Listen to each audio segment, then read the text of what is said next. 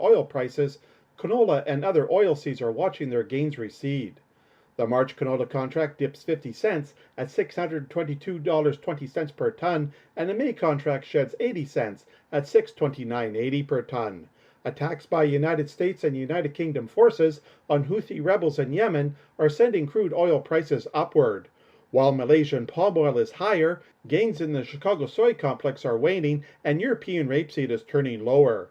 The Canadian Grain Commission reports producer deliveries of canola for the week ending January 7th are more than 220,000 tons, lower than those in the previous report. Canola exports climb to 147,000 tons, while domestic usage pulls back to 162,000 tons. Frigid temperatures across the prairies this week are likely to impede grain deliveries. Canola crush margins nudge up, with the nearby positions between $190 and $200 per ton above the futures. The Canadian dollar is on the rise on Friday morning, with the loonie at 74.88 US cents, compared to Thursday's close of 74.58.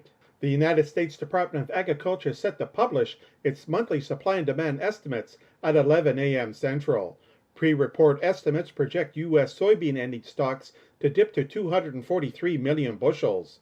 The carryover for corn is to pull back to nearly 2.11 billion bushels, and the wheat carryout is to dip to 658 million bushels. The USDA will also issue its winter wheat plantings report, with the average trade guess at 35.79 million acres, compared to 36.7 million a year ago. Plus, the USDA will release its quarterly stocks report. Rounding off prices at the Chicago Board of Trade, soybean futures are higher on Friday morning. The March contract adds 4 cents at $12.40 per bushel. March soy oil is relatively steady at 48.78 cents per pound. March soy meal is up $2.20 at $364.40 per short ton. Corn is slightly lower, with its March contract slipping 2 cents at $4.55 per bushel. Chicago oats are mixed, with its March contract easing back a penny at $3.82.5. The U.S. wheat complex is slightly lower, with Chicago March down a half cent at $6.03. Kansas City March loses 4 cents at $6.17. And Minneapolis March sheds a penny at $6.99. That's a look at the ICE futures and the Chicago markets for Friday morning, January 12th. For MarketsForum.com in Winnipeg, I'm Glenn Halleck. Take command of productivity with the New Holland T5 Series tractor available at Butler Farm Equipment in Fort St. John. With 4 easy-to-use transmissions, fuel-efficient engines, and a choice of comfortable agronomic cabs, it's easy to find the model that's right for you. These are heavy-duty but nimble utility tractors with 4-wheel drive and big power to help you do a wide range of jobs, from loader work to speedy transport. See a T5 tractor today at Butler Farm Equipment in Fort St. John and take command. The opinions expressed during this show do not represent those of this station. If you've missed any of this show, you can follow the podcast at energeticcity.ca. Now, an in-depth look at the news and information shaping our community. This is Moose Talks with your host, Doug Craig, on Moose FM.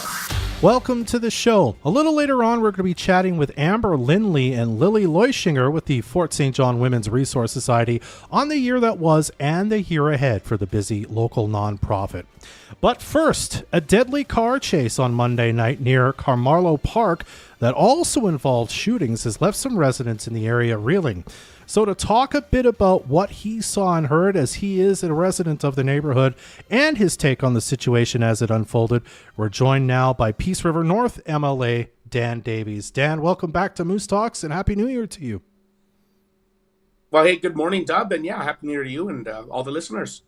Yeah, and you were just telling me right beforehand, before we get to it, I mean, it's like minus 20 or something with the wind chill in Victoria where you are today, so kind of all of BC's getting hit with this weird weather right now, eh?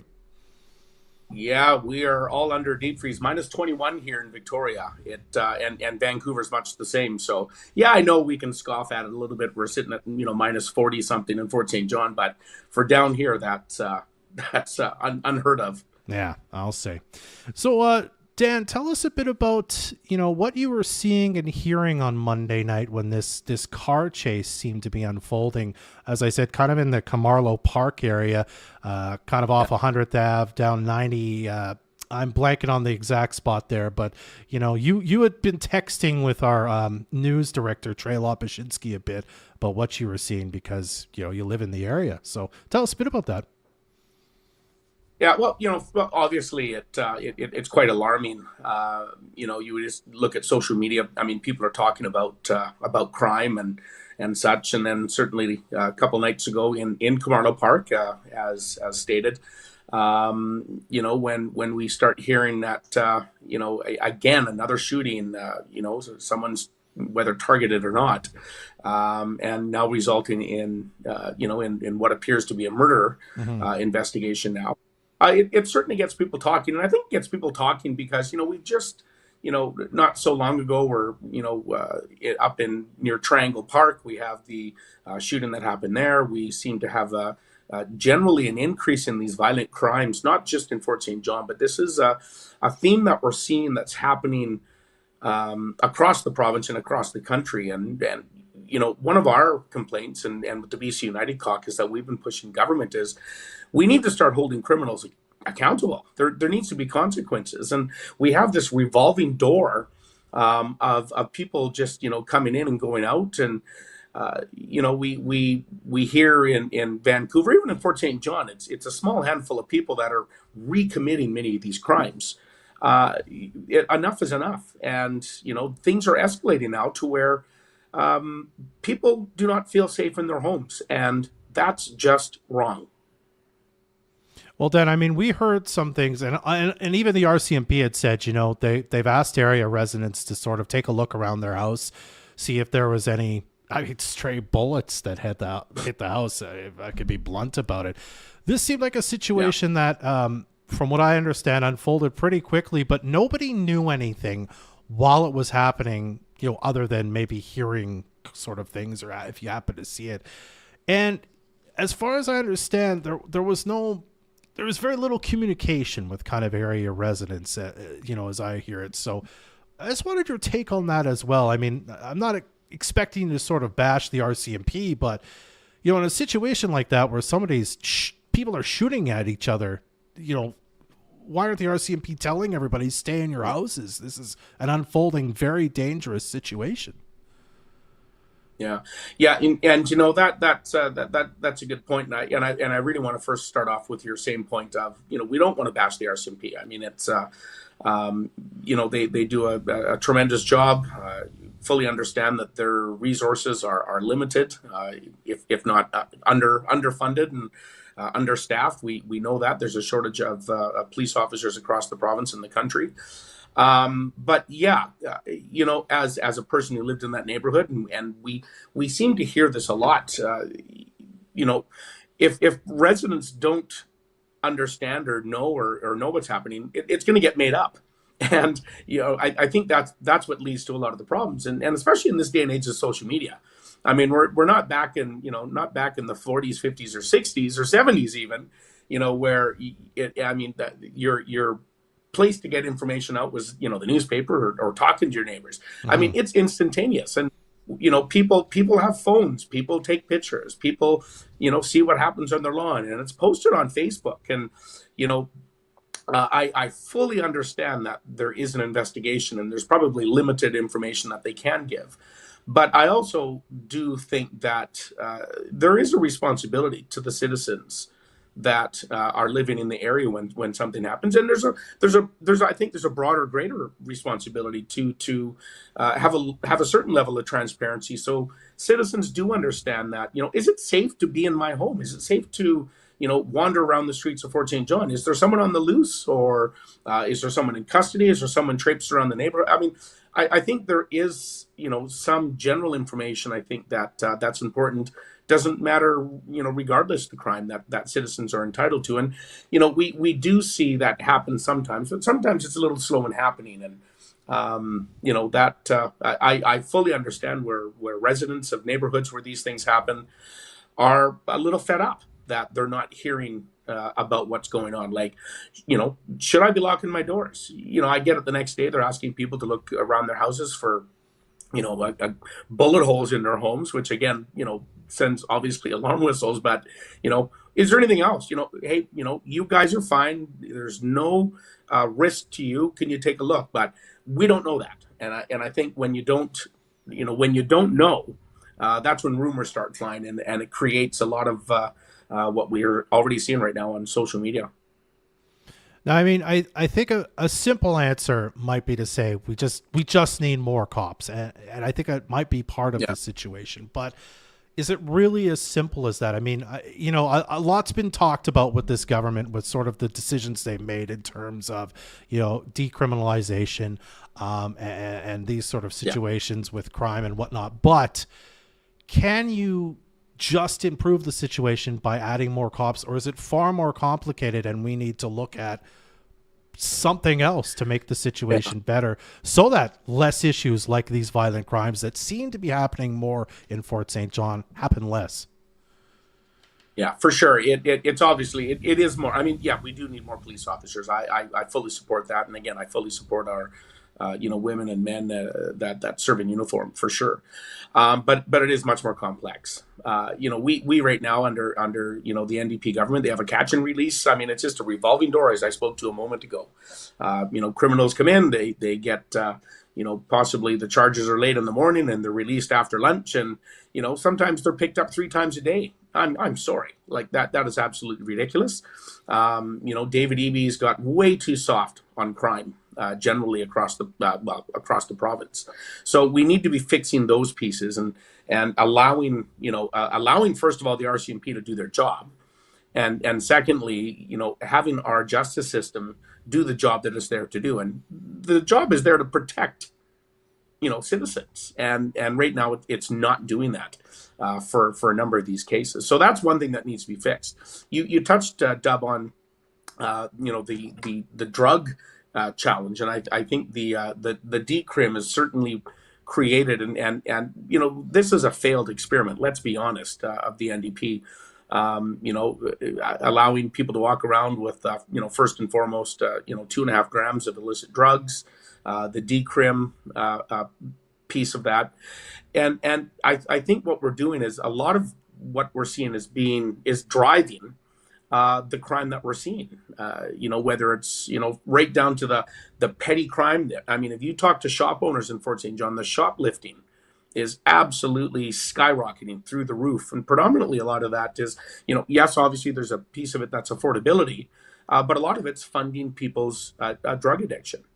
Right up to where we're, seeing, the shootings and targeted stuff where, that's the gang component, the suppliers of the drugs that are, the turf war, you might say. So there's a lot of work that needs to be done beyond just, I mean, obviously the RCMP play a role in that for sure, but there's a lot of work to be done to get these, to get this under control right now. And right now, the government is not doing it, and it is absolutely something that we need to do. And we need to look at, the probably the most complex issue is the mental health and addictions, the addictions piece. We need to be looking at what are we doing to fix that problem. Well, right now, the government's approach is let's just keep people in addiction and hope for the best down the road. Well, that's not how you work. We need to be rehabilitating. So we need to be looking at recovery, better recovery, which is absolutely a failure in this province. We need to get people fixed and get them contributing to society. That is going to be the biggest save of the program, as well as education, those whole pieces there that are absolutely void right now. And that's something that we've been calling on, and that's something that we plan to do, if we become government in British Columbia, is to fix those things. Now, Dan, I remember that your colleague, MLA for Peace River South, Mike Bernier, spoke about kind of what the situation has been like in Dawson Creek, again, before Christmas. Is this something that you're thinking you might do in the same situation in the House? It's, just to, again, raise awareness for the government, who doesn't require the BC United Party to vote with them on anything really, but to at least say, this is happening here, it's happening everywhere. Can we do something about that? Is that something you plan to do, to raise this issue again in the House by saying this happened in my neighborhood in Fort St. John? Yeah, Absolutely, and again, there's 87 ridings across the province, and they're all facing similar issues, just like this, though, Dub. So we have been for the last few years talking about the crime and disorder that that's seemingly running amok in our province. And we've been raising this that the justice system needs to be fixed. We've even taglined it David Eby's catch and release program. Yeah. This what we're starting to see now is the results of some poor legislative moves that happened 6 or 7 years ago. That's now resulting in I think certainly in what we're seeing. You talked about the. My colleague Mike Bernier in Dawson Creek had a really successful town hall, just a few weeks ago, and crime was the main focus of that. There was 250, 300 people that came out to that, and it's gripping every single community, small and large, across the province, and people are concerned and people are fed up. And my plan also is in February we're just starting to get the things organized here to do, a very focused town hall / roundtable on crime in the Northeast, just to bring some people together, have this very open, candid conversation. The city only has a certain amount of tools, and I know one thing they've been calling for is the Safer Communities Act to be implemented, which allows them at least to have a few tools. But that's even fallen on deaf ears. I mean, the minister, Mike Farnworth, Solicitor General, has said, "Yeah, we're going to do it," but they've been saying that for a few years now, and it still hasn't been done. So I don't know. We are not taking crime seriously, and we have now got to the point of, again, as I mentioned, people don't feel safe on their streets. They don't want to go into our parks. I mean, we hear people up in Triangle Park. I don't want to take my kid to the park. Who knows what's going to happen in the neighborhood? It is absolutely wrong where we seem to be focused more on, I'm looking at the government and whatnot, are looking at making sure that, people that are breaking the law are don't have something infringed on them, that we're completely ignoring the fact that people are sitting at home scared, and that's completely wrong. All right, Dan. Well, we're going to have to leave it there for today, but I'm grateful that you took some time to share your thoughts on this today. Thank you so much. Yeah, thanks, Dub. Have a great day. Stay warm. Bundle up. Yeah, absolutely. You too. That's Dan Davies, the MLA for Peace River North. We'll be right back to talk all about the Women's Resource Society here in Fort St. John right after this. Brr, can you feel that? Winter is here and 100.1 Moose FM needs your help. Join our Moose Mitts clothing drive by donating hats, scarves, socks, and of course, mittens. At the end of each month, we'll collect all the donations and drop them off at a different organization to help those in need. Hand over your donations at Fort St. John Home Hardware, The Hairbin, or Moose FM Studios on 101st Avenue. For more information, visit moosefm.ca or download the 100.1 Moose FM app. Experience the mesmerizing mystique of Sebastian Steele, an enchanting hypnotist entertaining audiences for over 30 years and ranked as one of Canada's top 3 acts. Step foot into a world of fascination and marvel at the hypnotic phenomena that captivates audiences again and again. Do not miss the spellbinding performance on January 26th at the Lido. Doors swing open at 7 p.m. with the hypnotic magic unraveling at 8. Discover the allure of the hypnotic world unlike anything you've ever seen before. Purchase your tickets at thelido.ca or dial 250-785-3011. New year, new you? Nah. How about New Year, same you? But fitter! During the month of January at Prevail Athletics, all punch cards are 15% off, so you can kick off the new year with yoga, cycling, boot camp, or maybe even some Zumba. Plus, get 200 tanning minutes for just $120.99. Both specials are available until January 31st. Celebrate the new year with awesome new deals from Prevail Athletics. For full details, find Prevail Athletics Fort St. John on Facebook.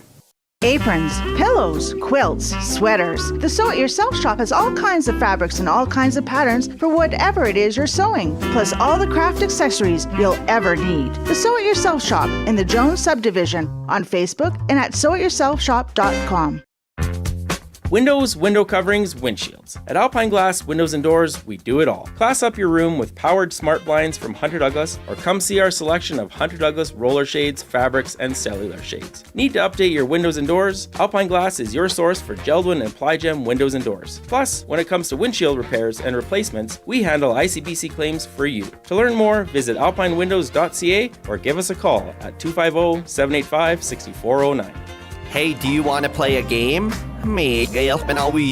Reverse That Song is here. Guess what song is playing in reverse for a chance to win a $50 gift card to So Sweet Cafe and 250 Pizza each week. We'll play a song in reverse at 2:50 weekday afternoons, so make sure you're ready to call in and make your guess. Good luck and have fun. No panic.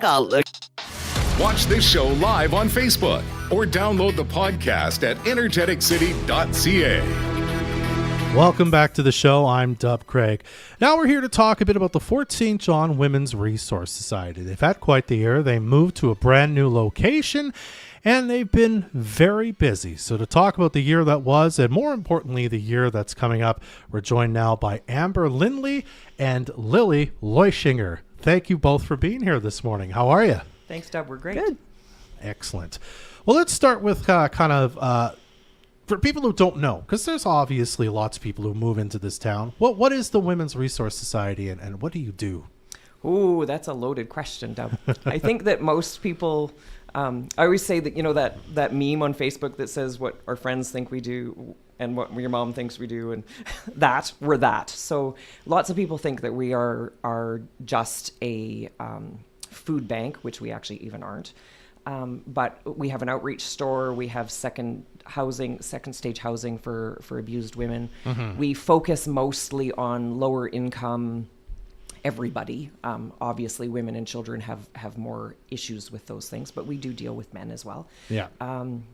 We have a law advocacy program. We have lots of little things going on, and right in our name, we are a resource. So we are the people that can help you find the place you need to go if we aren't it. Mm-hmm. So sometimes it's simply that we can say, hey, we don't actually do that, but this is where you need to go. Mm-hmm. So you try to help local women who, mostly women anyway, kind of in crisis, I guess, is in different levels of that. If you're trying to escape a situation, or you're just trying to find some more things out, or as you say, you need a leg up. It's been a tough year for lots of people. Very tough, yeah.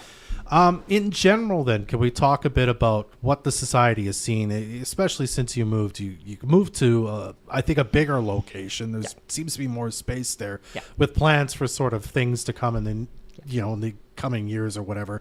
What's that looked like in this past year? I imagine you're seeing lots and lots of people, and more so than very much. So the move has been in the works for probably at least 5 years. I've been on the board for about that long, and we've been talking about it and looking for the right place, and we did finally find it and get to move in this spring, which was terribly exciting. Like everybody, I mean, they have windows. They have windows. I mean, who knew that was going to be so exciting? But it's nice and fresh, and it's a good stepping stone for all the things that we're going to take over the world, basically, right? Yeah.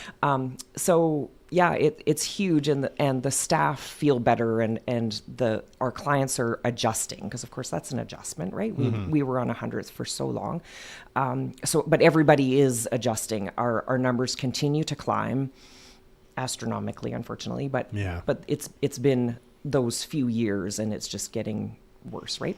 Mm-hmm. So I think that the new space has given us lots of kind of a clean slate for a lot of things, and some adjustment to move forward into some different things, maybe, right? Look at things a little bit differently. We have lots of strategic planning things going on with the board, and just different ideas and different things we're going to go forward with, and we're quite excited. I think 2024 is going to be amazing. Yeah. And I mean, part of the reason you're here is I know earlier this week you and the Salvation Army similarly said, it's very cold. We're in desperate need of some items kind of immediately to help people.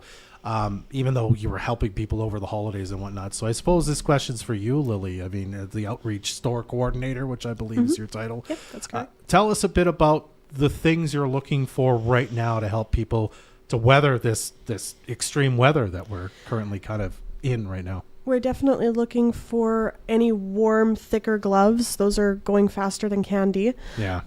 Scarves, hats, definitely warm winter coats, and boots especially are also being looked for. Socks. If anybody knows of good places to get like those little heating pads for hands and toes, we are definitely accepting those. We're also taking sleeping bags. I had quite a few stashed away, and we have like 2 left now. Any tents, even for individuals that sadly cannot get into the shelter or cannot find a place to stay. Blankets. So you have been interacting even with clients who, even in this weather, have been kind of forced to be outside, I suppose, eh? Yes. Wow. Okay. And in terms of donating, I know this has changed a bit in the last year, again, with the new place. How can people donate, and how do they donate when they say, I have some of these items? What can they do? Yeah, so we accept donations to the back door of the outreach store. Yeah. Afternoons always work best for us just because it allows us to close up the store. We don't have clients that are asking for our attention at the same time as people dropping off and donating. And yeah, I'm there till 3 in the afternoons, and anytime that in the afternoon after like 12:30 they should be fine to drop off. Okay, and you can just drop by, or do you need to make an appointment to donate? Nope, you're fine to just drop by. Tuesdays is the only day when I run errands as well. So it is a bit more of a mix on who's available to accept donations. But other than that, and if they can't make any other time work, if they just want to give me a call in advance, let me know if there's another time that works better for them, like in the mornings. We're trying to be as accommodating as possible. What about the food side of things? Because you also have, if I remember right, you've got some food available, like it's clothing and stuff, but also, how's that looking? How are the shelves looking in that side of things? We were really fortunate to get a few really beautiful and amazing food drives in just before Christmas, and one even after Christmas. Awesome. That being said, we are always looking for food just because of how quickly we do run out of it. And how the incredible number of people that do come to get specifically food resources from us. We also always look for anything that has a pull top on it for people that don't have access to can openers, don't have access to like warm places to go to. Bottled water is always a resource that we also ask for. And I guess in terms of just looking ahead, I mean, the government's trying to get a handle on inflation and all that kind of good stuff. Prices are going up.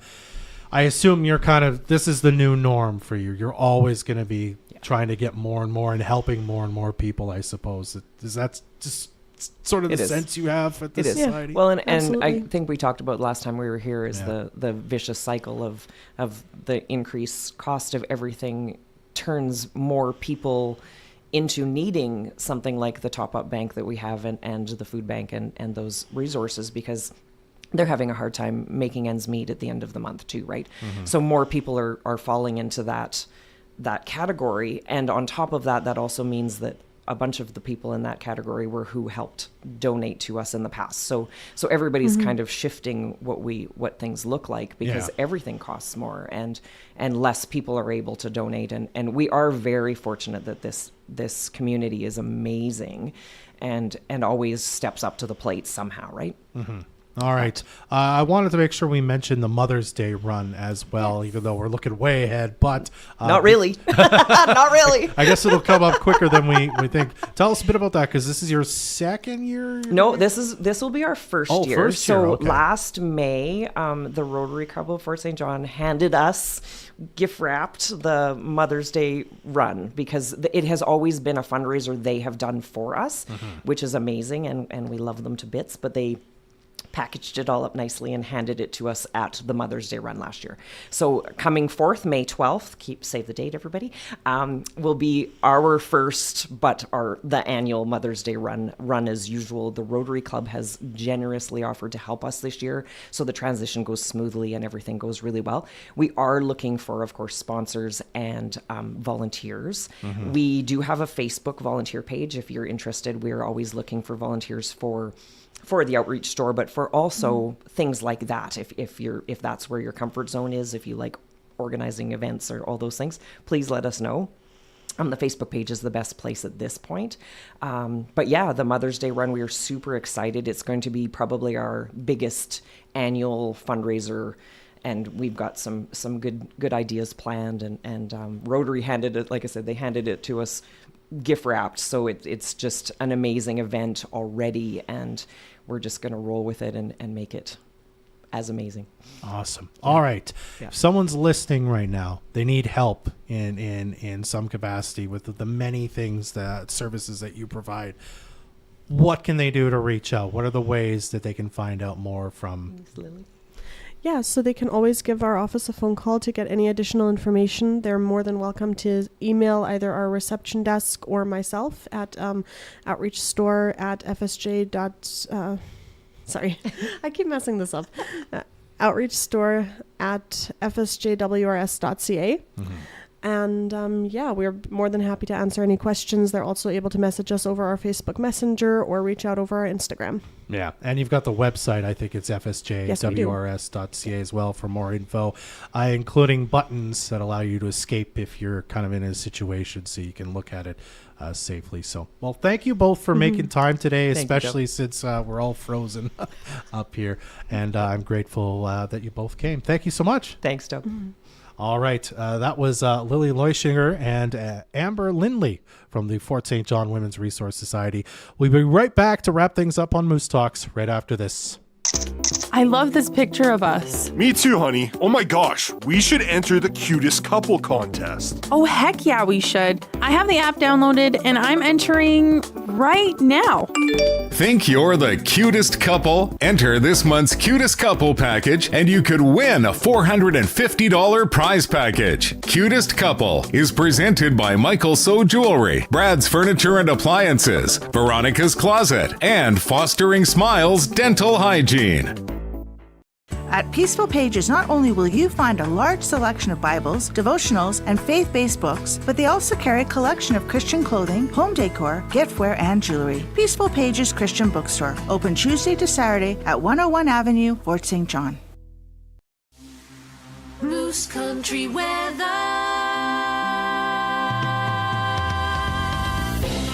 The city is under an extreme cold warning right now. Today we're going to see a high of a minus 31, but with the wind chill, it's going to feel like minus 48. Now, later tonight, it's going to hit minus 35, but with the wind chill, it's going to feel like minus 49. You can get frostbite in minutes. Please stay bundled and stay safe. Tomorrow, a high of minus 35 with a chance of some snow. And on Sunday, we're going to see sunny skies with a high of minus 32. Our community first. This is Moose Talks with Dub Craig on Moose FM. My thanks to our guests today, Dan Davies, Amber Lindley, and Lilly Loichinger for joining us.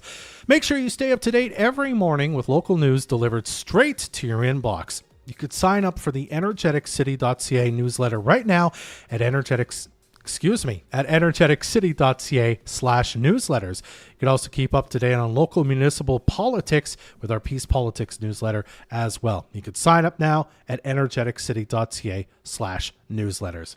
That's our show for today. Jordan Prentice and Trey Lopashinsky are the producers of Moose Talks. I'm Dub Craig. Be well. Join us next Friday at 10 a.m. for another episode of Moose Talks, a weekly talk show about Fort St. John and the North Peace.